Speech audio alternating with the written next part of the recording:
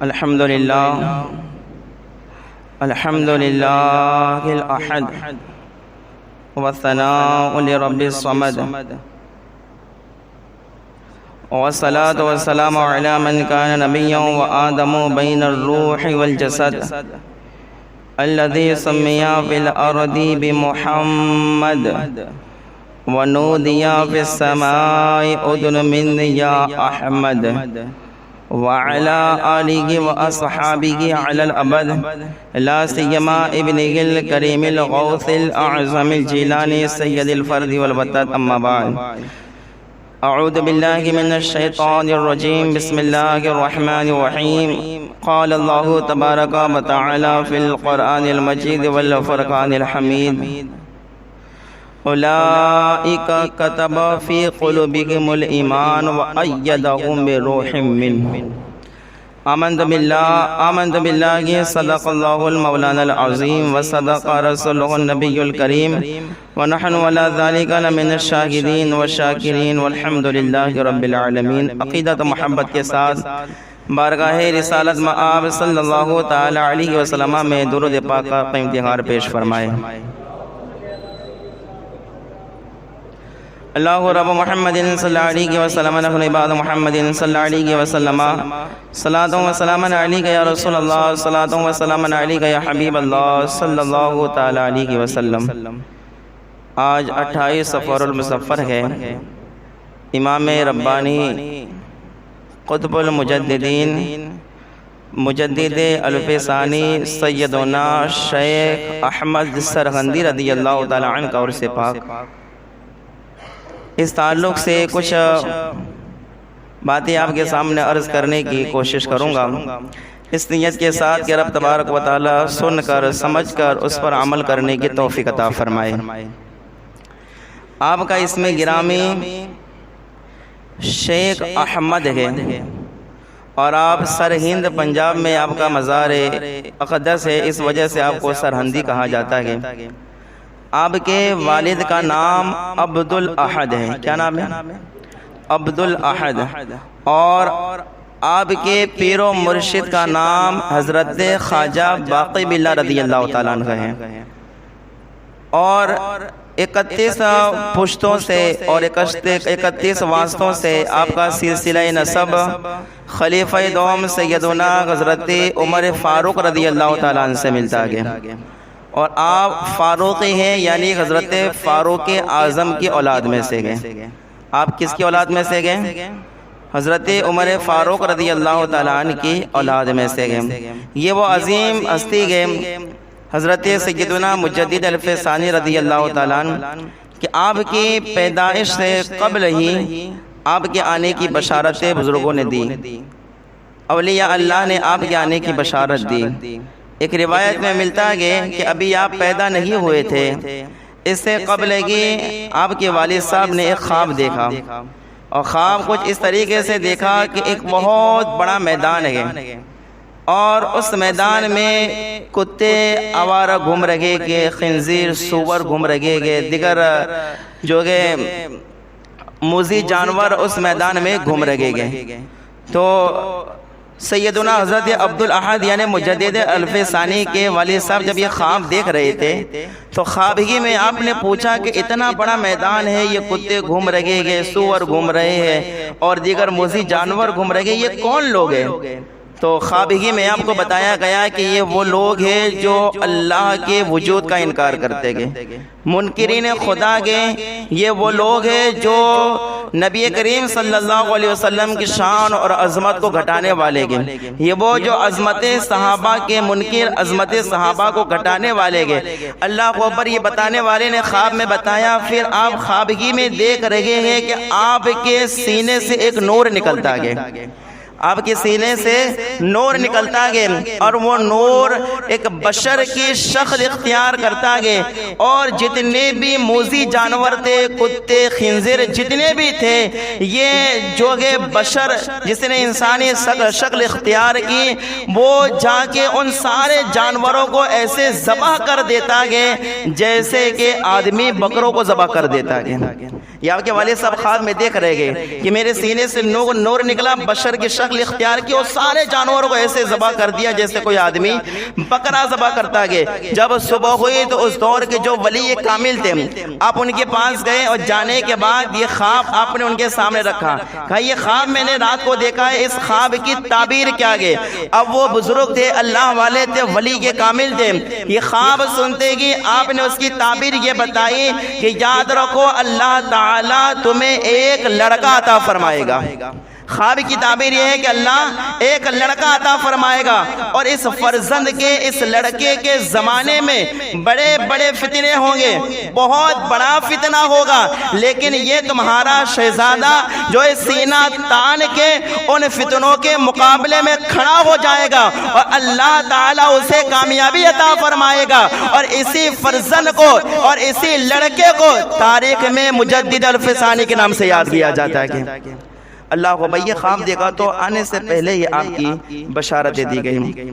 تو اللہ کو اکبر، اب یہ دور بھی آیا جب آپ پیدا ہوئے، اس کے بعد جو ہے اس دور میں بہت بڑا فتنہ، میں اس سے قبل بھی کبھی میں نے تقریر کی گئی اس بارے میں، تو میں نے تفصیلاً اس پر میں نے گفتگو بھی کی گئی، صرف اشارہ کر دیتا ہوں کہ پھر جب یہ مجدد الفسانی پیدا ہوئے، پھر بعد میں اس دور میں بہت بڑا فتنہ جنم لیتا گیا، اور وہ ہے دین الہی کا فتنہ۔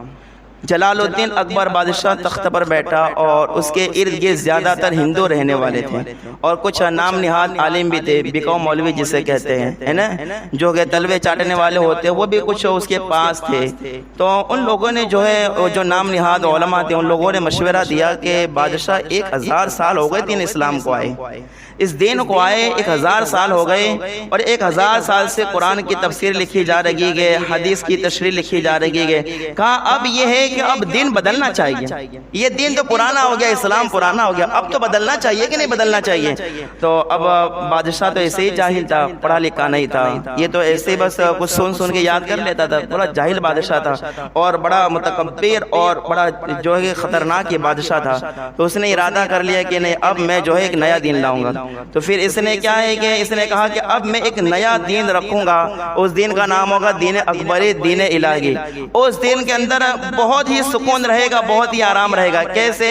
اس جو ہے دین کے اندر سارے لوگ مل کے رہ سکتے ہیں، عیسائی بھی، یہودی بھی، سکھ بھی، ہندو بھی، مسلمان بھی، سارے لوگ مل کے رہ سکتے ہیں۔ کہ میرے دین کے اندر جو ہے زنا حلال ہو جائے گا، جس کی مرضی ہو جس عورت کے ساتھ کرنا چاہے زنا کر سکتا ہے۔ کہا کہ اب میرے دین کے اندر گائے کو ذبح کرنا حرام ہے، کوئی گائے کا گوشت کھائے گا تو اسے سزا دی جائے گی، لیکن میرے دین کے اندر خنزیر کا گوشت بیچا جائے گا، اس کی خرید و فروخت ہوگی۔ کہا میرے دین کے اندر یہ لازم ہے کہ مسلمان بھی اپنے ماتھے پر کشکا لگائے، ٹیکا لگائے جسے ہندو لگاتے ہیں، اس کے ماں مسلمانوں کو یہ بھی ضروری ہے کہ زنار باندھے، جو باندھتے ہیں غیر مسلم کا وہ بھی باندھنا ضروری ہے۔ کہا میں ایسے دین کی بنیاد رکھوں گا، اور اللہ اکبر، یہ بادشاہ نے اعلان کیا لوگوں کو جمع کرنے کے بعد کہ میں ایسے دین کی بنیاد رکھوں گا۔ آپ یقین جانیں جب بادشاہ نے اس دین کی بنیاد رکھنا چاہے تو اس وقت سب سے پہلے سینہ تان کے اکبر کے مقابلے میں جو سب سے پہلے جو ذات کھڑی ہوئی، اللہ اکبر، اسی ذات کو مجدد الفسانی کے نام سے یاد کیا جاتا ہے۔ حضرت مجدد الفسانی کھڑے ہو گئے، کوئی پرواہ نہ کی، نہ اپنی آل اولاد کی، نہ اپنی نسل کی کوئی پرواہ نہ کی، نہ اپنی جان کی پرواہ کی، نہ مال کی پرواہ کی، نہ گھر بار کی پرواہ کی۔ آپ جو ہے سینہ تان کے کھڑے ہو گئے اور آپ نے کہا اکبر، یہ جس دین کی تو بنیاد رکھنا چاہتا ہے یہ دین غلط ہے، یہ قوانین جو تو نافذ کرنا چاہتا ہے اس کی کوئی اصلیت نہیں ہے۔ کہا کہ یاد رکھنا دین اسلام 1000 سال نہیں، اگر کروڑ سال بھی ہو جائے تو اسلام پرانا نہیں ہوتا، اسلام ہمیشہ نیا ہی رہتا ہے، اسلام ہمیشہ نیا رہتا ہے۔ کہا اسلام پرانا نہیں ہوتا، دین پرانا نہیں ہوتا۔ تو اللہ کو اوپر آپ نے سب سے پہلے اس کا مقابلہ کیا۔ پھر کیا ہوا؟ جب اس نے دین کی بنیاد رکھ دی نا بادشاہ نے، تو پھر سب کو دعوت پر بلایا، سب کو کہا کہ سارے لوگ آج دعوت پر آ جاؤ، میرے محل کے اندر بڑی شاندار دعوت ہوگی۔ تو پھر کیا ہوا کہ جب دعوت دی گئی تو مجدد الفسانی نے کہا چلو خیر، دعوت دی گئی، ہم بھی دعوت میں جائیں گے۔ مجدد الفسانی نے کیا کہا؟ جب دعوت دی گئی ہے، بادشاہ نے محل میں بلایا ہے، تو ہم بھی جائیں گے دعوت کھا، ہم بھی جائیں گے، لیکن کھائیں گے نہیں، ہم اکبر سے بات کریں گے۔ ہم اکبر سے کہیں گے تو کس دن کی بنیاد رکھنا چاہتے ہیں؟ ہم اکبر سے بات کرنے کے لیے ہم جو ہے دعوت میں جائیں گے۔ قربان جائیے، بادشاہ نے جو ہے اپنے محل میں جو کہ شامیانے لگائے، بڑے بڑے شامیانے۔ یہ سیرت نگاروں نے ساری باتیں لکھی ہیں، کہا بڑے بڑے شامیانے لگائے، بڑے جو کہ مشروبات تیار کیے گئے، دیگوں کے اندر مرغ مسلم پک رہے تھے، بڑے عمدہ قالین بچھائے گئے، بڑا عمدہ کھانا تیار کیا گیا، اور قالین بھی بڑے عمدہ بچھائے گئے۔ اس قالین پر کیا لکھا معلوم ہے؟ دربار اکبری۔ کیا لکھا؟ عمدہ قالین تھے، کھانا بھی مرغ مسلم دیگوں میں بن رہا تھا، مشروبات بھی طرح طرح کی پینے کی چیزیں شامیانے خوبصورت لگائے تھے۔ تو اب اس نے ان قالین پر کیا لکھا؟ دربار اکبری۔ اب اسی کے مقابل میں، اسی کے سامنے پھٹے ہوئے قالین، اور وہاں پہ دیگ میں گرم پانی ہو رہا تھا، تو وہاں کیا لکھا معلوم ہے؟ ان قالینوں پر دربار محمدی۔ کیا لکھا؟ اپنے جو خوبصورت قالین تھے اس پر کیا لکھا؟ دربار اکبری۔ اور پرانے قالین پر کیا لکھا؟ دربار محمدی۔ اور وہاں پر جو ہے سوکھا کھانا رکھا تھا، دیگ میں پانی گرم ہو رہا تھا۔ تو اللہ اکبر، مجھ سارے جیسے جن لوگوں کو دعوت دی گئی سارے لوگ آئے، مجدد الفسانی بھی آئے۔ یہ منظر دیکھ کر آپ تو ہکا بکا رہ گئے، یا اللہ یہ کیا منظر ہے! بڑے خوبصورت شامیانے، اتنا عمدہ قالین، اتنی اچھی مشروبات، کھانے کا اتنا بہترین انتظام، اور اس پر دربار اکبری لکھا ہے، اور جو ہے پرانے قالین پھٹی ہوئی ہیں چٹائیاں آگے، اس پر جو ہے دربار محمدی لکھا گیا، وہاں سوکھا کھانا رکھا ہوا آگے۔ تو اللہ اکبر، اس وقت جب سارے لوگ آ گئے نا، تو پھر جلال الدین اکبر بادشاہ نے کیا اعلان کیا کہ جو میرے دربار میں آیا گے اور جو اللہ اکبر میرا ماننے والا گے، وہ اس عمدہ قالین پر بیٹھ جائے، اور جو پرانے دین کا ماننے والا گے، جو نبی کا ماننے والا گے، وہ پرانے قالین پر بیٹھ جائے۔ تو اللہ اکبر، مجدد الفسانی اپنے مریدوں کے ساتھ آئے تھے۔ مجدد الفسانی کے دل میں عشق مصطفیٰ کا چراغ روشن تھا۔ مجدد الفسانی نے کہا دیکھو، ہم جو ہے اللہ اکبر سوکھا کھانا کھا لیں گے لیکن نبی سے غداری نہیں کریں گے۔ کیا کہا؟ سوکھا کھانا کھا لیں گے، گرم پانی پی لیں گے، ٹوٹی ہوئی چٹائیوں پر بیٹھیں گے، پھٹی ہوئی قالینوں پر بیٹھیں گے، لیکن ہم اپنے نبی سے غداری نہیں کریں گے۔ اللہ اپنے مریدوں کے ساتھ پھٹے ہوئے قالین کے اوپر چلے گئے، اور وہاں جہاں شامیانہ تھا، شامیانے کے نیچے اپنے مریدوں کو بٹھایا، اور بٹھانے کے بعد آپ کے ہاتھ میں ایک چھڑی تھی، لکڑی، تو آپ نے اسے جو ہے چاروں طرف اس لکڑی سے نشان کر دیا، اور اپنے مریدوں سے کہا مریدوں آپ کو اسی حد میں رہنا ہے، باہر نہیں نکلنا ہے۔ اب دیکھو اللہ اپنے قدرت کے کرشمے کیسے بتاتا ہے۔ دربار اکبری میں گئے، اللہ جب بادشاہ کی چل لگی گئے، لیکن مجدد الفسانی کو بھروسہ تھا رب کی ذات پر، دل میں مصطفیٰ کا عشق تھا۔ آپ فرماتے جو میں نے نشان کیا ہے اسے باہر مت نکلنا، یہی بیٹھے بیٹھے دیکھو حضور اپنے جلوے کیسے دکھاتے گئے، دین اپنا جلوہ کیسے دکھاتا گئے۔ تو اللہ اکبر، پھر جو کہ اسی وقت ادھر بڑے مرغ مسلم کھائے جا رہے تھے، قالین عمدہ قالینوں پر لوگ بیٹھے ہوئے تھے، اکبر بادشاہ جو ہے اپنا بھاشن دے رہا تھا، ادھر مجدد الفسانی پھٹی ہوئی جو ہے قالین پر بیٹھے ہوئے رب کی بارگاہ میں دعا کرتے ہیں، مولا یہ تو دیکھ تیرے دین کا کیسا مذاق ہو رہا ہے، اے اللہ تو نظر کرم کر، یہ دیکھ شریعت محمدی کا کیسا مذاق اڑایا جا رہا ہے، یہاں دین کو کیسے مٹانے کی کوششیں کی جا رہی ہے، اے اللہ تو نظر کرم فرما، ہم پر جو ہے ہمارے حال پر رحم فرما، اے اللہ دین کی حفاظت فرما، اسلام کی حفاظت فرما۔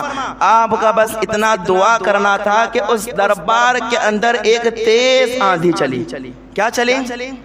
بولو، تیز آندھی چلی اس دربار کے اندر۔ جب یہ تیز آندھی آئی نا، تیز آندھی، تو اللہ پر اس وقت جو کہ قالین اڑنے لگے، قالین جو بچھائے ہوئے تھے وہ اڑنے لگے، ڈیگے اچھل اچھل کے جو لوگ کھا رہے تھے انہیں پر گرنے لگے، شامیانے اکھڑنے لگے۔ اسی طریقے سے اس دربار میں ایک لکڑی رکھی ہوئی تھی، وہ لکڑی خود اڑ کے اکبر بادشاہ کے کھوپڑے میں لگی۔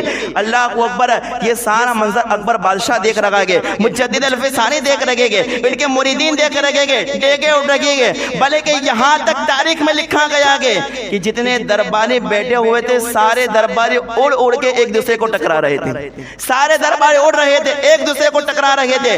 اللہ اکبر، یہ اکبر بادشاہ کے محل میں اللہ اکبر اس کی جگہ پر یہ حال ہو رہا ہے، ادھر اکبر بادشاہ کا یہ حال ہے، اس کے درباریوں کا حال یہ ہے کہ آندھی نے جو کہ ان کا بیٹھنا مشکل کر دیا، کھانا مشکل کر دیا، چلنا مشکل کر دیا گیا، لیکن اللہ اکبر ادھر مجدد الفسانی بیٹھے ہوئے گئے، ان کے مریدین بیٹھے ہوئے گئے، لیکن آدھی ان کا کچھ نہیں بگاڑ پاتی گئے۔ مجدد الف ثانی کے مریدین کہتے گئے آدھیوں میں وہ لوگ اڑ رہے تھے، اس وقت ہم جو ہے شامیانے کے نیچے بیٹھ کے مرغ مسلم کھا رہے تھے، ہم بیٹھ کے کھانا کھا رہے تھے، ہم بیٹھ کے رب کی حمد کر رہے تھے۔ مریدین کہتے تھے، ہم زبان حال سے کہتے تھے اکبر بادشاہ تو دین کو مٹانے آیا گے، اسلام کو مٹانے آیا گے، تو سن لے مٹ گئے، مٹتے گئے، مٹ جائیں گے آدھا تیرے، نہ مٹا گے نہ مٹے گا کبھی چرچا تیرا، نہ مٹا گے نہ مٹے گا کبھی چرچا تیرا۔ اور مریدین زبان حال سے کہہ رہے تھے بادشاہ تو یہ چاہتا تھا دین نہ رہے، تیرا دین باقی رہے، تو سن لے اعلیٰ حضرت کی زبان مریدین زبان حال سے کہہ رہے تھے، کیا کہہ رہے تھے؟ رہے گا یوں ہی ان کا، بول کے بتاؤ یار، رہے گا یوں ہی ان کا۔ اکبر بادشاہ کے سامنے مریدین آندھی میں بیٹھے ہوئے کہہ رہے تھے بادشاہ تو چاہتا ہے تیرا دین باقی رہے، سن لے ہم کیا کہتے گئے، رہے گا یوں ہی ان کا چرچا رہے گا، بڑے خاک ہو جائے جل جانے، بڑے خاک ہو جائے جل جانے والے۔ اور مریدین زبان حال سے کہہ رہے تھے اکبر بادشاہ تیرا دین نہ چمکے گا، سن لے ہم کہتے گئے چمک تجھ سے پاتے گے سب پانے والے، چمک تجھ سے پاتے گے سب پانے والے، میرا دل بھی چمکا دے، میرا دل بھی چمکا دے۔ اللہ اکبر۔ تو یہ اکبر بادشاہ کی دین کی، اکبر بادشاہ کی جس نے دھجیاں اڑا کے رکھ دی نا، اس ذات کا نام کیا ہے؟ بول کے بتاؤ کیا ہے؟ مجدد الف ثانی شیخ احمد سرہندی، اللہ اکبر۔ شیخ عبدالحق محدث دہلوی نام ذہن میں نہیں رہا، یہاں شیخ عبدالعزیز محدث دہلوی، ان دونوں بزرگوں میں سے میں نے ایک کا فرمان ابھی صبح میں پڑھا ہوں۔ وہ فرما رہے تھے کہ اگر مجدد الف ثانی اگر نہیں ہوتے نا تو آج مسجدوں میں اذان نہیں ہوتی، مسجدوں میں اذان نہیں ہوتی۔ اگر مجدد الف ثانی نہیں ہوتے نا تو آج لوگوں کی زبان پر اللہ کی حمد نہیں ہوتی، مجدد الف ثانی نہیں ہوتے تو آج کعبے کا طواف کرنے والا کوئی نہیں ملتا، مجدد الف ثانی نہیں ہوتے تو لوگوں کی زبان پر نعت پاک نہیں ہوتی۔ کہا قیامت تک جو مسلمان نبی کی نعت گنگنائیں گے، اللہ کی حمد کریں گے، کعبے کا طواف کریں گے، گنبد خضرا کا دیدار کریں گے، کہا کہ ان لوگوں پر احسان رہے گا مجدد الف ثانی کا۔ کس کا احسان رہے گا؟ مجدد الف ثانی کا۔ اللہ بھائی ہے مجدد الف ثانی کی ذات ہے کہ آپ نے اس دین اکبری کو ختم کیا، دین الہی کو ختم کیا، اور اپنی جان کی پرواہ نہ کرتے ہوئے اسلام کا بول بالا کیا۔ اللہ اکبر۔ اب میں بتاؤں مجدد الف ثانی ہے کون؟ یہ تو بات آپ نے اس سے پہلے بھی کئی بار سن چکے، اب آگے سنیں کہ مجدد الف ثانی ہے کون۔ مجدد الف ثانی اپنے وقت کے علم کے کوہ ہمالا تھے۔ کیا تھے؟ کوہ ہمالا، اتنا علم، اللہ اللہ۔ مجدد تھے، مجدد کے پاس علم کی کمی، ہاں مجدد کے پاس علم کی کمی نہیں ہوتی، بڑے علم والے تھے۔ اب کیسا علم ان کے پاس تھا، اب میں آپ کی توجہ چاہتا ہوں، کیسا علم اللہ نے حضور مجدد الف ثانی کو عطا فرمایا۔ آج جو ہے مہدا سے غالباً 2 یا 3 لوگ یا اس سے زیادہ مطلب، لیکن جن لوگوں نے مجھ سے کانٹیکٹ کیا مجھے پتا چلا 2 یا 3 لوگ الحمدللہ اس مقدس عرس کے موقع پر وہ لوگ سر ہند شریف حضرت کے مزار پر حاضری دینے کے لیے گئے۔ اللہ وہاں سے گنبد کا فوٹو بھیجا، میں نے دیکھتے ہی ان کو میسیج کیا یار تم بہت عظیم مجدد کے بارگاہ میں حاضر ہو، سلام پیش کرنا، اور وہاں سے جو مانگ کیا ہوگا اللہ تمہیں عطا فرمائے گا، جو مانگ کیا ہوگا اللہ تمہیں عطا فرمائے گا۔ تو اللہ بھائی کا عرس پاس چل رہا، اللہ نے کیسا علم حضور مجدد الف ثانی کو عطا فرمائے۔ سنیے مجدد الف ثانی کے دور میں ایک کتاب لکھی گئی، اس کتاب کے اندر ایک ایسی بات لکھی گئی جس نے حد پار کر دی، حد پار۔ اس کتاب میں ایک بات یہ لکھی گئی کہ اگر امتی اگر زیادہ عمل کریں، کیا کریں؟ آپ لوگوں کی توجہ، اگر امتی کیا کریں؟ زیادہ عمل کریں، تو کہ زیادہ عمل کرنے کی وجہ سے امتی نبی سے بڑھ سکتا ہے۔ یہ صحیح ہے کہ غلط؟ بولے امتی کتنے بھی عمل کر لے نبی سے بڑھ سکتا ہے، نبی کی برابری کر سکتا ہے۔ لیکن اس کے دور میں کتاب لکھی گئی جس کا جو ہے جس میں لکھا گیا کہ اگر امتی عمل کر لے زیادہ نبی سے تو وہ عمل میں نبی سے آگے بڑھ سکتا ہے۔ پھر مثال بھی دی، اس گدھو الذی نے جو ہے اتنی خراب بات لکھنے کے بعد اور جرأت کرتے ہوئے مثال بھی دی، کہتا ہے کہ نبی نے پوری زندگی میں کتنی بار حج کیا؟ کتنی بار؟ ایک بار۔ کتنی بار؟ ایک ہی بار حج کیا ہے نبی نے پوری زندگی میں۔ کہا کہ اگر کوئی 10 حج کر لے تو وہ عمل میں نبی سے آگے بڑھ سکتا ہے۔ کیا کہا؟ مثال بھی دیکھو، کھوپڑے ہی نہیں چلتے، کیا مثالیں دیں گے یہ لوگ. تو کہا کہ اگر کوئی 10 حج کر لے تو کس عمل میں نبی سے آگے بڑھ سکتا ہے. یہ بات جو ہے دھیرے دھیرے پھیلتی پھیلتی مجدد الف ثانی کے پاس آئی. مجدد الف ثانی کے پاس مجدد الف ثانی نے خط لکھا اور آپ نے اس کا جواب تیار کیا. اب ذرا علم دیکھنا، جب نبی کی ذات پر حملہ ہوا اور جب نبی سے آگے بڑھنے کی بات ہوئی تو اس وقت مجدد الف ثانی نے اپنی غلامی کا کیسا ثبوت دیا آگے، اپنے وفادار ہونے کا کیسا ثبوت دیا آگے.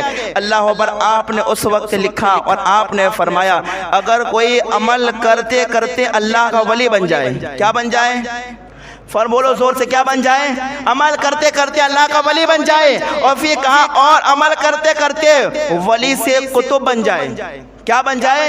ولی سے قطب بن جائے. پھر عمل کرتے کرتے قطب سے ابدال بن جائے اور پھر عمل کرتے کرتے ابدال سے غوث بن جائے.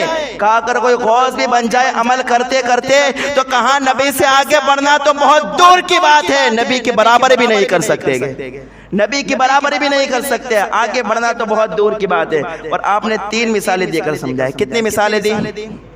کہ کوئی بھی امتی عمل میں بھی نبی سے آگے بڑھ سکتا. کتنی مثالیں دی؟ آپ نے 3 مثالیں دی. سمجھ گیا آپ لوگ؟ اگر سمجھنا آپ لوگ، اگر آپ لوگ عشق میں بیٹھے ہیں تو یہ 3 مثالیں آپ کو سمجھ آئے گی. آپ نے فرمایا پہلی مثال یہ، آپ فرما دے تو یہ کہتا ہے گدھا کہ عمل کرنے سے زیادہ عمل کر لے تو نبی سے آگے بڑھ جائے گا. تو مجدد الف ثانی کہتے یہ بتا عمل قبول کس کے صدقے میں ہوتے ہیں؟ کیا کہا؟ مجدد الف ثانی لکھ رہے ہیں جواب، اور 3 مثال دے رہے گئے جس نے نبی کی ذات پر حملہ کیا.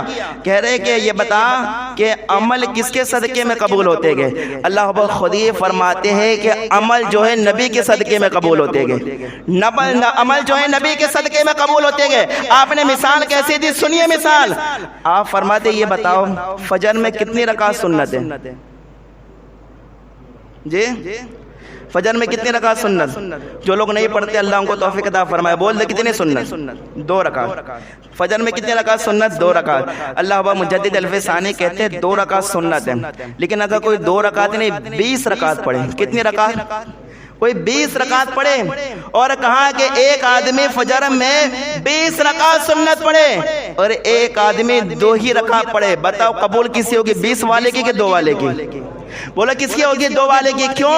اس وجہ سے جس نے 20 رکعت پڑھی سجدے بھی زیادہ گئے، رکوع بھی زیادہ گئے، لیکن 20 رکعت جو گئے نبی کی غلامی میں نہیں پڑھی گئے، اپنے طریقے پر پڑھی گئے. اور جس نے 2 رکعت پڑھی گئے اس نے اپنے طریقے پر نہیں، مصطفیٰ کے طریقے پر 2 رکعت پڑھی گئے، مصطفیٰ کے طریقے پر پڑھی گئے. تو 2 رکعت پڑھنے والی کی نماز قبول ہے، 20 پڑھنے والی کی قبول نہیں گئے. تو اللہ اکبر. مجدد الف ثانی نے کہا کہ جب اللہ اکبر 20 رکعت پڑھے تو نماز قبول نہیں، 2 پڑھے تو قبول. کیوں؟ اس لیے کہ نبی کی غلامی گئے. تو سمجھ لے اگر پوری زندگی امتی حج کرتا رہے، عمرے کرتا رہے، نوافل پڑھتا رہے، تہجد پڑھتا رہے، لیکن یہ سارے اعمال نبی کی غلامی میں قبول ہوتے گئے، جب یہ اعمال نبی کی غلامی میں قبول ہوتے گئے تو کوئی عمل میں نبی سے بڑھ سکتا ہے؟ بھئی یہ قبول ہی نبی کی غلامی میں ہوتے گئے. اللہ اکبر. یہ ایک مثال دی. دوسری مثال دیکھو کتنی پیاری مثال. دوسری مثال دی وہ کہتے یہ ہم لوگ نماز پڑھتے. کیا پڑھتے ہیں؟ بول کے بتاؤ کیا پڑھتے ہیں؟ ہم لوگ نماز پڑھتے ہیں. وہ آپ فرماتے ہم نماز پڑھتے گئے. تو یہ بات بتاؤ کہ ہم جو نماز پڑھتے گئے اس صورت کے اندر نماز کا حکم تو اللہ نے قرآن میں دیا کہ وہ اقیم الصلاۃ، نماز قائم کرو. لیکن یہ بات بتاؤ کہ نماز سکھائی کس نے؟ بولے نماز کا تو حکم تھا قرآن میں کہ وہ اقیم الصلاۃ، نماز کس نے؟ نماز قائم کرو، لیکن نماز سکھائی کس نے؟ مجدد الف ثانی کہتے سنو دوسری مثال یہ ہے کہ اگر امتی کوئی بھی عمل کرے گا اس کے عمل کا ثواب اس کو بعد میں ملے گا، اس کے عمل کا ثواب پہلے اللہ نبی کو عطا فرماتا ہے. اس کے عمل کا ثواب پہلے کس کو دیتا ہے؟ اللہ نبی کو دیتا ہے. کیوں؟ اس لیے کہ ہم نماز پڑھتے گئے. تو نماز میں جو ہے قرآن میں فرمایا گیا ہے کہ نماز پڑھو، لیکن نماز سکھائی کس نے؟ نبی نے سکھائی نا, ہم روزہ رکھتے ہیں, روزہ رکھنا سکھایا کس نے؟ نبی نے سکھایا. اسی طریقے سے جو ہے ہم لوگ حج کرتے گئے, حج کرنا سکھایا کس نے؟ اگر نبی عرفات میں نہ ٹھہرتے تو کون عرفات میں ٹھہرتا؟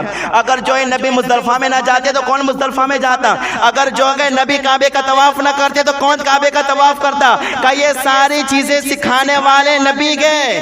تو گویا کہ آپ فرماتے گئے, آپ فرماتے سنو یہ سارے کام ہم کرتے تو ہے لیکن یہ سکھانے والے کون گئے؟ نبی گئے. گویا کہ ہم جو عمل کرتے گئے ہمارے عمل کا ثواب ہم کو بعد میں ملتا گئے, پہلے اللہ ہمارے نبی کو عطا فرماتا گئے اور فرمایا تم جو عمل کرتے ہو تمہارے عمل کا ثواب صرف تمہیں ملتا گئے, لیکن حضور کو تو سارے امتیوں کے عمل کرنے کا ثواب ملتا گئے. اللہ بھائی تو نماز پڑھے گا 4 رکعت 6 رکعت 12 رکعت تو تیری اتنی رکعت نماز پڑھنے کا ثواب تجھے ملے گا, لیکن اللہ وہ پوری کائنات میں جنات ہے, اسی طریقے سے جو ہے جتنی بھی مخلوقات ہے وہ جو بھی نماز پڑھے گی وہ سارا ثواب اللہ نبی کو عطا فرمائے گا. تو کہا کہ امتی نبی جو ہے اللہ اکبر, کوئی بھی امتی عمل میں بھی نبی سے آگے بڑھ سکتا, بولو نبی سے آگے بڑھ سکتا. آپ نے تیسری مثال جو دی نا, تیسری مثال اتنی زبردست مثال دی نا, آپ فرماتے کہ بادشاہ کے 2 آدمی, کتنے آدمی؟ ایک آدمی جو ہے گھاس کاٹتا ہے, دربار صاف کرتا ہے, بادشاہ کی کرسی تخت صاف کرتا ہے, اور ایک آدمی ایسا ہے بادشاہ کا جو بادشاہ کی کرسی پر بیٹھتا ہے. یہ بادشاہ کے 2 آدمی, ایک دربار کا کام کرتا ہے, گھاس کاٹتا ہے, چارہ کھلاتا ہے جانوروں کو, اور ایک بادشاہ کا آدمی بادشاہ کی کرسی پر بیٹھتا ہے. مجدد الفسانی فرماتے یہ بتاؤ بادشاہ سنے گا کس کی, گھاس کاٹنے والے کی, کرسی پر بیٹھنے والے کی؟ نہیں سمجھ آئی مثال؟ اللہ خیر کرے. مثال نہیں سمجھ آئی آپ کو؟ ایک گھاس کاٹتا ہے, دربار صاف کرتا ہے, اور ایک ہے بادشاہ کا نائب جسے بادشاہ کا وزیر کہتے ہیں, بادشاہ کی کرسی پر بیٹھتا ہے وہ. تو آپ مجھے بتاؤ بادشاہ سنے گا کس کی, گھاس کاٹنے والے کی, کرسی پر بیٹھنے والے کی؟ کرسی پر بیٹھنے والے کی نا. مجدد الفسانی کہتے ہیں او گدھا جو تو یہ کہتا ہے کہ امتی عمل میں نبی سے آگے بڑھ سکتا ہے, تجھے پتہ نہیں مقام محمود کی کرسی پر اللہ نے ہمارے نبی کو بٹھایا گیا, مقام محمود کی کرسی پر اللہ نے ہمارے نبی کو بٹھایا گئے اور کہا ہم لوگ گھاس کاٹنے والے گئے, ہماری جو ہے اللہ کی بارگاہ میں عرض قبول ہو یا نہ ہو کوئی گارنٹی نہیں کی گئی, لیکن نبی تو بہت اعلیٰ ذات ہے, اگر نبی کے نواز سے ہاتھ اٹھا دے تو اللہ جنت سے لباس عطا فرما دیتا ہے, اللہ جنت سے لباس دے دیتا ہے. تو اللہ عبد تو ذرا سن, تو اگر لاکھوں نمازیں پڑھے گا تب بھی کوئی گارنٹی نہیں قبول ہوگی یا نہیں ہوگی, لیکن اگر جو ہے نبی 2 رکعت نماز پڑھے پوری زندگی کی تیری نماز نبی کی 2 رکعت کے برابر. اللہ عبد یہ ہے مجدد الفسانی. جب غیروں نے حملہ کیا نا مجدد الفسانی کے رضی اللہ تعالیٰ عنہ کے دور میں نبی پاک صلی اللہ علیہ وسلم کی ذات پر, تو اس وقت جو ہے دین کی حفاظت کرنے والے, نبی کی عزت پہ پہرا دینے والی ذات کا نام مجدد الفسانی. کیا نام ہے؟ مجدد الفسانی. تو یہ علم والا ایسا علم تھا, اللہ نے ایسا علم آپ کو عطا فرمایا تھا. دوسری بات, مجدد الفسانی جو ہے نا متبع سنت تھے, پوری زندگی آپ نے سنت پر عمل کیا, پوری زندگی کس پر عمل کیا؟ حضور کی سنت پر, نبی کی سنت پر پوری زندگی مجدد الفسانی نے جو ہے عمل کیا. ایک بار کیسا ہوا, سنت کا حال دیکھو, سنت پر عمل کرنے والوں کو اللہ کیسے شان عطا فرماتا ہے کہ یہ خود مجدد الفسانی بتا رہے ہیں. ایک بار مجدد الفسانی فرماتے میں گھر آیا تو میں آنے کے بعد سو گیا. فرماتے میرے روز کی عادت تھی کہ میں ہمیشہ داہنی کروٹ پر سوتا ہوں. کون سی کروٹ پر؟ داہنی, جمنی کروٹ پر, داہنی کروٹ پر سوتا. کیوں؟ اس لیے کہ داہنی کروٹ پہ سونا حضور کی سنت ہے. کس کی سنت ہے؟ لوگ نے وہ ٹانگیں پھیلا کے سوتے ہیں, کوئی پتہ نہیں لوگوں کے سونے کے طریقے الگ الگ ہوتے ہیں, کوئی جو ہے الٹا سوتا ہے, یعنی جو پیچھے کا باغ بالکل اوپن دکھائی دیتا ہے ایسے بھی لوگ سوتے ہیں. لیکن حضور کا طریقہ کیا ہے سونے کا؟ حضور داہنی کروٹ پر سوتے تھے. کون سی کروٹ پر؟ اپنے ہاتھ کو اپنے جو ہے چہرے مبارکہ کے نیچے رکھ کے داہنی کروٹ پر سوتے. تو مجدد الفسانی فرماتے میری عادت یہی تھی کہ میں سنت کے مطابق داہنی کروٹ پر سوتا تھا, ہمیشہ داہنی کروٹ پر. ایک مرتبہ کام کے لیے گیا تھا, جلدی آیا, نیند غالب تھی, تو کہا میں سو گیا تھا, لیکن جب میں سویا تو اس وقت میں بائیں کروٹ پر سو گیا, خیال نہیں رہا, تھکا ماندہ تھا, مجھے خیال نہیں رہا, تو میں کون سی کروٹ پر سویا؟ بائیں کروٹ پر سو گیا. جب سویا تو کچھ وقت گزرا, جب میری آنکھ کھلی تو مجھے پتا چلا اوہو میں تو بائیں کروٹ پر سو گیا, یہ تو نبی کی سنت کے طریقے کے خلاف ہو گیا, نبی کی سنت کے خلاف ہو گیا. آپ نے جو ہے فوراً کی آپ نے داہنی کروٹ بدل لی, داہنی کروٹ پر ہو گئے, فوراً ہی داہنی کروٹ پر ہو گئے. مجدد الفسانی فرماتے جیسے ہی میں بائیں کروٹ سے داہنی کروٹ پر ہوا تو میں نے اپنی آنکھوں سے دیکھا اللہ کی رحمت کو برستے ہوئے. اپنی آنکھوں سے دیکھا اللہ کی رحمت کو برستے ہوئے، اور کہا اس وقت جو کہ میرا ایک مرید میرے پاؤں دبا رہا تھا، کہا اسی وقت جو کہ اللہ کو پر غیب سے ندا دینے والے نے، آواز دینے والے نے ندا دی، آواز دی کہ اے شیخ احمد، اے مجدد الفسانی، آپ نے نبی کی سنت پر عمل کیا گے تو اللہ نے آپ کو تو بخش ہی دیا گے، جو آپ کے پاؤں دبانے والا گے اللہ نے اس کو بھی بخش دیا گے، اللہ نے اس کو بھی بخش دیا گے سنت پر عمل کرنے کی وجہ سے۔ اللہ بھئی مجدد الفسانی پوری زندگی آپ نے سنت پر عمل کیا۔ اسی طریقے سے ایک طریقہ مجدد الفسانی کا آپ کو میں بات بتاؤں، مجدد الفسانی جو ہے نا خود کھانا بناتے تھے۔ کیا بناتے تھے؟ اور کھانا بنانے کے بعد آپ کھاتے نہیں تھے، پہلے فاتحہ دلاتے تھے۔ کیا دلاتے تھے؟ اب آپ لوگوں کی توجہ ہوگی تو باتیں سمجھ آئے گی، ورنہ اوپر سے جائے گی۔ مجدد الفسانی اتنی بڑی شخصیت، آپ فرماتے کھانا میں بناتا اور بنانے کے بعد میں کیا کرتا؟ فاتحہ میں خود دلاتا۔ جب فاتحہ دلاتا نا، فرماتے ہیں کہ فاتحہ دلانے میں جو ہے ہمیشہ پنجتن پاک اہل بیت کی بارگاہ میں یہ تحفہ پیش کرتا تھا، اہل بیت کو بخشتا تھا۔ میں جب بھی فاتحہ دو میں 5 ہستیوں کو بخشتا تھا، میں 5 ہستیوں کی بارگاہ میں نظر کرتا تھا۔ کہا پہلے ہستی ہمارے نبی پاک صلی اللہ علیہ وسلم، دوسری ہستی مولا علی حیدر کرار، تیسری ہستی ماں فاطمہ الزہرا، اور 2 امام حسن اور امام حسین۔ کہا میں جب بھی فاتحہ دیتا ان ہستیوں کی بارگاہ میں پیش کرتا، یعنی بخشتا، نظر کرتا۔ کہا ایک بار ایسا ہوا، سنیے گا دھیان سے، ایک بار ایسا ہوا کہ خواب میں مجھے حضور کا دیدار نصیب ہوا۔ بولے سبحان اللہ۔ خواب میں کس کا دیدار؟ حضور کا دیدار۔ کہا حضور کا دیدار نصیب ہوتے میں نے کیا دیکھا کہ جو کھانا میں بنا کے فاتحہ دیتا تھا وہ کھانا حضور کے سامنے پڑا ہوا ہے، وہ کھانا حضور کے سامنے رکھا ہوا ہے، لیکن حضور جو ہے مجھ سے ناراض ہے۔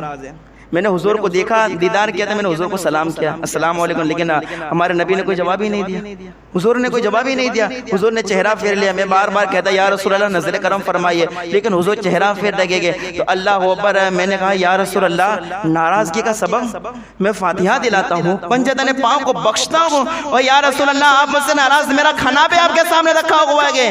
تو میرے آقا نے کیا فرمایا؟ سنیے، ارے میں خدا کے ارشادیوں میں آپ سے اس بات پر داد چاہتا ہوں، اگر آپ کی سمجھ آ جائے تو۔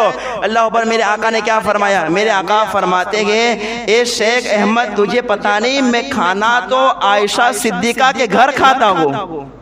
کیا فرمایا؟ میں کھانا عائشہ صدیقہ کے گھر کھاتا ہوں۔ مجدد الفسانی کہتے ہیں میں تو سوچ میں پڑ گیا، حضور کیا فرما رہے ہیں، کیا فرما رہے ہیں؟ پھر کہا میں نے حضور کے فرمان پر غور کیا تو پتا چلا کہ میں پنجتن پاک کو بخشتا ہوں لیکن حضرت عائشہ کو نہیں بخشتا، میں پنجتن پاک کو نظر کرتا ہوں لیکن حضرت عائشہ کو نظر نہیں کرتا۔ فرماتے اس کے بعد سے میرا معمول ہو گیا کہ جب بھی میں فاتحہ دیتا نبی کی ساری اولاد کو نظر کرتا، نبی کے سارے اہل بیت کو نظر کرتا، پنجتن پاک کو نظر کرتا، سارے صحابہ کو نظر کرتا، اور خاص کر میں حضرت عائشہ کی بارگاہ میں پیش کرتا۔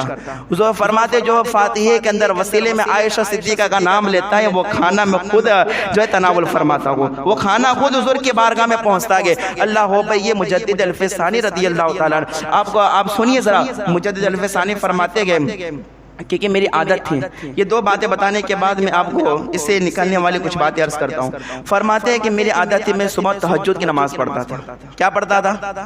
کون سی نماز؟ تہجد کی۔ فرماتے تہجد کی نماز پڑھنے بیٹھتا تو اس سے پہلے 500 مرتبہ میں کلمہ پڑھتا تھا۔ کتنی مرتبہ؟ 500 مرتبہ کیا پڑھتا؟ کلمہ پڑھنے کے بعد وہ 500 مرتبہ کلمہ پڑھنے کا ثواب میں اپنے بیٹے اور بیٹیوں کی نظر کر دیتا تھا۔ 500 مرتبہ کلمہ پڑھنے کے بعد بیٹے اور بیٹیوں کو نظر کرتا جو انتقال کر گئے۔ کہا جب میں 500 مرتبہ کلمہ پڑھتا تھا تو اس وقت میرے بیٹے اور بیٹیوں کی روحیں میرے ارد گرد ایسے گھومتی تھی جیسے ایک بھوکا بچہ اپنی ماں کے ارد گرد گھوما کرتا ہے، اپنی ماں کے ارد گرد گھما کرتا ہے۔ اور کہا جب میں 500 مرتبہ کلمہ پڑھ کے ان روحوں کو بخش دیتا ہوں تو وہ روحیں اپنی قبر میں چلی جاتی ہے، وہ روحیں اپنی قبر میں چلی جاتی ہے۔ ابھی یہ 2 روایتیں سنی، اب اس سے نکلنے والی باتیں سنیں۔ پہلی بات تو یہ ہے کہ مجدد الفسانی فاتحہ دلانے والے تھے۔ کیا دلانے والے تھے؟ فاتحہ دلانے والے۔ تو سمجھ میں آ گیا یہ جو آج کل کہتے ہیں کہ مر جائے تو فاتحہ نہ دلاؤ، کسی کو بخشو نہیں، جیسے آج ایک کہاوت مشہور ہے کہ مر گیا مردود فاتحہ نہ، یہ کہتے ہیں مر گیا مردود فاتحانہ درود، لیکن ہم لوگ جو ہے وہابیوں دیوبندیوں کے ماننے والے نہیں، ہم لوگ مجددوں کے ماننے والے گئے، ہم لوگ جو ہے فاتحہ خوانی کرتے گئے، اس لیے کہ فاتحہ خوانی کرنا ہمارے بزرگوں کی سنت ہے۔ کس کی سنت ہے؟ ہمارے بزرگوں کی سنت ہے۔ اور دوسری بات یہ ہے کہ اللہ اکبر فاتحے میں جو رکھا جاتا ہے تو جو جس کو بخشا جاتا ہے یہ کھانا اس کے پاس پہنچ جاتا ہے۔ نہیں سمجھ آئی بات؟ فاتحے میں جو کھانا رکھتے گئے، یہ کھانا رکھنے کے بعد جس کو کیا ہے بخشا جاتا ہے اس کے پاس کھانا پہنچ جاتا ہے۔ اب مجھے بتائیے جو لوگ گڑ اور چنے پر فاتحہ دلاتے ہیں کیا مرحوموں کو پیش کریں گے بھائی؟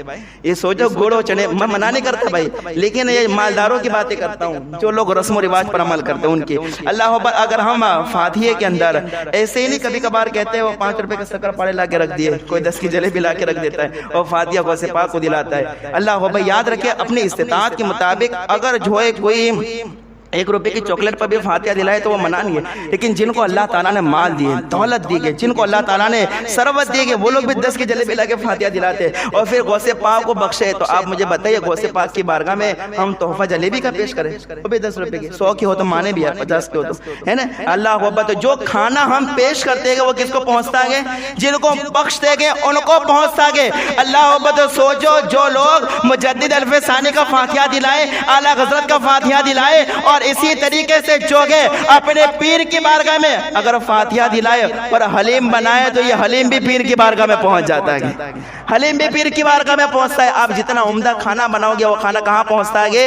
جن کو بخشتے گے ان کو پہنچتا ہے۔ اب آپ کو سوچنا ہے کہ ہم اپنے مرحوموں کو، اپنے بزرگوں کو، اعلیٰ حضرت کو، مجدد الف ثانی کو، نبی پاک صلی اللہ علیہ وسلم کی ذات کو، اہل بیت کو، شہداء کربلا کو اگر ہم کھانا پیش کریں تو کون سا کھانا پیش کریں؟ اب آپ پر ڈیپینڈ کرتا ہے کہ آپ کھانے کے اندر فاتحے میں کیا رکھتے ہیں۔ یاد رکھیے یہ فاتحے کا روحانی طور پر تو پہنچ جاتا ہے، بعد میں ہم ہی کو کھانے ملتا ہے، اس لیے اچھے سے اچھی چیز پر فاتحہ خوانی کیا کرو، چاہے جمعرات کا ہو یا کوئی اور دن ہو۔ اللہ اکبر، یہ ہے ہمارے بزرگوں کا طریقہ۔ اور اسی طریقے سے ایک بات یہ ہے، فرماتے کہ میں دیکھتا تھا نا کہ روحیں میرے پاس جو ہے ایسے گھومتی تھی جیسے کہ ایک بھوگا بچہ ماں کے آس پاس گھوما کرتا ہے۔ تو فرماتے ہیں کہ مرنے والا جب مر جاتا ہے نا تو اس کی روحیں قبر میں پریشان ہوتی ہیں۔ کیا ہوتی ہے؟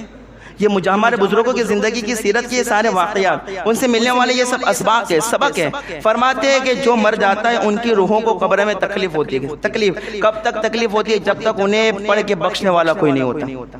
ہاں، کوئی پڑھنے بخشنے والا نہیں ہوتا تو وہ مردے کو قبر میں اس کی روح کو، اس کے جسم کو تکلیف ہوتی ہے کہ کوئی مجھے پڑھ کے بخشنے والا نہیں کی۔ اور فرماتے ہیں کہ مجدد الف ثانی جب میں 500 مرتبہ کلمہ پڑھ کے بخش دیتا وہ روحیں چلی جاتی اپنی قبر کے اندر۔ تو آج بھی اگر کسی کے ماں باپ، بھائی بہن، رشتہ دار، خاندان، پریوار میں سے انتقال کر گئے ہو تو وہ اپنے مرحومین کو پڑھ کے بخشا کرے، ورنہ ہمارے مرحومین کی روحیں قبر میں پریشان ہوتی ہے۔ کوئی انتظار کرتی ہے کوئی تو ہو بخشنے والا، تو اللہ کو یہ مجدد الف ثانی کی سیرت ہے کہ جن کی سیرت پاک سے یہ ساری باتیں ہمیں سیکھنے کو ملتی ہے۔ اور ہمارے بزرگوں کا یہ طریقہ ہے، اعلیٰ حضرت فرماتے ہیں کہ اللہ کو جو ہمارے بزرگوں کے طریقے پر چلتا ہے کہ وہ کبھی گمراہ ہوتا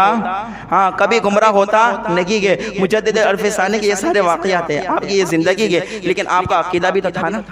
آپ کا عقیدہ کیا تھا؟ مجدد الف ثانی، میں نے یہ تقریر کر دی، لوگ کہیں گے ہم مجدد الف ثانی کو مانتے ہیں، فاتحہ دلائے، عمدہ سے عمدہ چیز پر دلائے، لیکن آپ مجھے بتائیے مجدد الف ثانی کا عقیدہ کیا تھا؟ ایک عقیدہ میں آپ کو بتا دیتا ہوں، لیکن آپ کی سبحان اللہ چاہیے۔ مجدد الف ثانی کے عقائد میں سے ایک عقیدہ یہ تھا، مجدد الف ثانی یہ کہتے تھے کہ میرا عقیدہ ہے کہ حضور کے سارے صحابی جنتی گئے۔ کس کا عقیدہ یہ؟ مجدد الف ثانی کا عقیدہ۔ اور میں اللہ کو بس شاہد علی سرکار جو بیانات کرتے ہیں کہ ان بیانات کا خلاصہ کرتا ہوں، بس ان کے بیانات سنتا ہوں، ان کی لکھی ہوئی کتابیں پڑھتا ہوں، یہ ساری باتیں انہی سے ملتی گئے۔ اللہ اکبر، ان کا عقیدہ کیا تھا؟ سارے صحابہ کیا گئے؟ بولو، سارے صحابہ کیا گئے؟ جنتی گئے۔ آپ نے بہت ساری کتابیں لکھی ہیں، ان میں سے ایک کتاب ہے مکتوبات امام ربانی، یعنی آپ نے جو خط لکھے لوگوں تک پہنچائے نا، تو اللہ وہ خطوں کو بعد میں جمع کیا گیا اور اس کتاب کا نام رکھا گیا مکتوبات امام ربانی۔ تو آپ نے ایک خط لکھا تھا، ایک خط میں کیا لکھا تھا سنیے دھیان لگا کے۔ میں آپ لوگوں کا جو ہے درد جانتا ہوں اور میں درد رکھتا ہوں امت کا، اس وجہ سے یہ بات عرض کر رہا ہوں، ورنہ اللہ پر کوئی نشانہ نہیں، کسی کو بولنا مقصد نہیں۔ سنیے آپ نے خط میں لکھا تھا، سنیے دھیان سے۔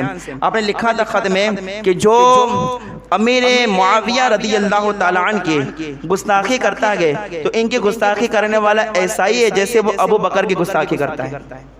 مجدد الفسانی نے خط میں لکھا، اپنی کتاب میں اپنے خط میں لکھا، یہ فرماتے ہیں کہ جو امیر معاویہ کی گستاخی کرتا ہے تو امیر معاویہ کی گستاخی کرنے والا ایسا ہی ہے جیسے کس کی گستاخی کرتا ہے؟ صدیق اکبر کی۔ اور آگے فرماتے ہیں امیر معاویہ کی گستاخی کرنے والا ایسا ہی ہے جیسے وہ عمر فاروق کی گستاخی کرتا ہے، عمر فاروق کی۔ اب یہ بات ہو گئی، اب لوگ کہیں کہ مکتوبات امام ربانی مولانا آپ کے پاس ہوگی، ہمارے پاس تھوڑی ہے۔ آپ یہ ساری باتیں جیب سے بولتے گئے تو آپ کو میں کہوں بڑی کتابیں مت لینا، اگر یہ کباڑ کے اندر ہو تو ٹھیک ہے، نہیں تو میرے پاس ایک آسان سی کتاب ہے، سچی حکایت۔ کون سی ہے؟ سچی حکایات میں بھی یہ واقعہ موجود ہے۔ سنیے، اللہ اکبر، جو کہ ایک آدمی نے یہ خط پڑھا، یہ کتاب پڑھی تو اندر جیسی حضرت امیر معاویہ کا نام دیکھا تو اس نے کتاب پھینک دی، کتاب پھینک دی۔ کہا اتنے بڑے مجدد ہو گئے یہ بات لکھنے کی جو امیر معاویہ کی گستاخی کرے، اس نے عمر فاروق کی گستاخی کر دی، ابو بکر کی گستاخی کر دی، کتاب پھینک دی۔ جیسے کتاب پھینک کے اس رات کو وہ سویا، جیسے ہی وہ سویا تو اس کے خواب میں مجدد الفسانی تشریف لائے۔ اللہ ہو بھئی، یہ بھی ہمارے بزرگ جانتے ہیں کہ میری کتاب پڑھنے کے بعد کون عمل کرتا ہے کون نہیں کرتا ہے، یہ بھی ہمارے بزرگ جانتے ہیں۔ تو اللہ ہو بھئی جیسے اس نے کتاب پھینکی نا تو خواب میں آئے، اور خواب میں آنے کے بعد فرمایا کیا پرابلم ہے تیرے کو، کیا مسئلہ ہے تیرے کو، کتاب میری پڑھی اور پھینک دے تو نے؟ کہا کہ ہاں بات تو ہے ہی ہے کہ آپ اتنے بڑے مجدد ہیں آپ، اور ایسی بات کتاب کے اندر نکلی۔ اللہ اکبر، تو اس وقت سنے مجدد الفسانی کہتے آ چل اس کا فیصلہ میں کرا دیتا ہوں، آ چل تجھے میری بالغی ہوئی بات پہ یقین نہیں ہوتا، چل تجھے یقین دلا دیتا ہوں۔ تو اللہ اکبر، آپ اس کا ہاتھ پکڑ کر ایک نورانی بزرگ کے پاس لے گئے۔ سنیے گا غور سے، اب ہاتھ پکڑ کر نورانی بزرگ کے پاس لے گئے، نورانی بزرگ کے پاس لے گئے، اور جانے کے بعد مجدد الفسانی نے نورانی بزرگ سے کہا کہ یہ جو ہے صحابہ سے بغض رکھنے والا، خاص کر امیر معاویہ سے بغض رکھنے والا ہے، آپ اسے سمجھا دے۔ تو وہ نورانی بزرگ کہتے ہیں کہ بھائی تو سمجھ جا، صحابہ کا بغض دل سے نکال دے، اہل جو ہے صحابہ کی نفرت دل سے نکال دے۔ تو اللہ اکبر، جب وہ بزرگ فرما رہے تھے نا تو وہ بزرگ بہت عقل مند بزرگ تھے، وہ نورانی بزرگ تھے نا، وہ بزرگ نے دیکھا کہ یار میں نے کہا لیکن اثر نہیں ہوا، میں نے سمجھایا کہ صحابہ کا بغض نکال دے لیکن اثر نہیں ہوا۔ اب سنیے وہ بزرگ کون تھے، وہ بزرگ کوئی اور نہیں تھا، مجدد الفسانی اس کتاب پھینکنے والے کو مولا علی کی بارگاہ میں لے کر گئے تھے۔ کس کی بارگاہ میں لے کے گئے تھے؟ مولا علی کی بارگاہ میں۔ مولا علی نے دیکھا میں نے کہا صحابہ کا بغض نکال، یہ نکالتا نہیں ہے، تو علی تو پھر علی ہے نا، علی تو علی کے ایسے نہیں سمجھاتے تو پھر وہ سمجھ جاتا ہے کہ مولا علی کہتے ٹھیک ہے تو نہیں سمجھانا۔ تو مولا علی نے کیا کہا معلوم ہے؟ مولا علی نے مجدد الفسانی سے، اب میں اپنے الفاظ میں کہتا ہوں سنیے، مولا علی نے مجدد الفسانی سے کہا اے شیخ احمد اس کی بوچھی میں ایک مار، اس کی گدی میں ایک مار، یہ لفظ ہے، میں نے اپنے الفاظ میں کہا اے مجدد صاحب، اے شیخ احمد اس کی بوچھی میں ایک ماریے۔ جو اللہ اکبر امیر معاویہ کا بغض دل سے نہیں نکالتا گئے، تو اللہ اکبر اس وقت جو ہے مجدد الفسانی نے اس کی بوچھی میں ایک ماری تو اس کی جو ہے گردن نیچے جھک گئی، جتنا بغض تھا سارا بغض نکل گیا اور سارے صحابہ کا پیار دل میں آ گیا، سارے صحابہ کا پیار دل میں آ گیا۔ اس وقت مولا علی نے کہا بھائی میں اور امیر معاویہ بھائی بھائی ہے، ہم آپس میں ملے ہوئے گئے، ہم جنت میں ساتھ میں گئے، جنت میں کھانا ساتھ میں کھاتے، گھومتے ساتھ میں گئے، ہم ساتھ میں گئے، ہم دونوں کی باتیں لے کے تو الگ ہونے والا کون ہوتا ہے؟ اللہ بھائی یہ مجدد الفسانی رضی اللہ تعالیٰ کہ اللہ نے یہ شان آپ کو عطا فرمائی کہ جو آپ کا دامن تھام لیتا گئے آپ اسے سیدھے مولا علی تک پہنچا دیتے گئے، صحابہ تک پہنچا دیتے گئے، اہل بیت تک پہنچا دیتے گئے، اور اہل بیت اور صحابہ کا دامن تھام لیا تو سیدھے آقا تک پہنچا دیتے گئے، نبی تک پہنچا دیتے گئے۔ اللہ بھئی یہ مجدد الفسانی یہ آپ کے عقائد تھے، نظریات تھے، اور یہ آپ کی زندگی تھی۔ میں نے عرض کیا رب تبارک و تعالی ہم سب کو اس پر عمل کرنے کی توفیق عطا فرمائے، بولنے سننے میں کوئی غلطی اللہ تعالی اپنے فضل و کرم سے معاف فرمائے۔ استغفر اللہ رب من کل ذنب و اتوب الیہ۔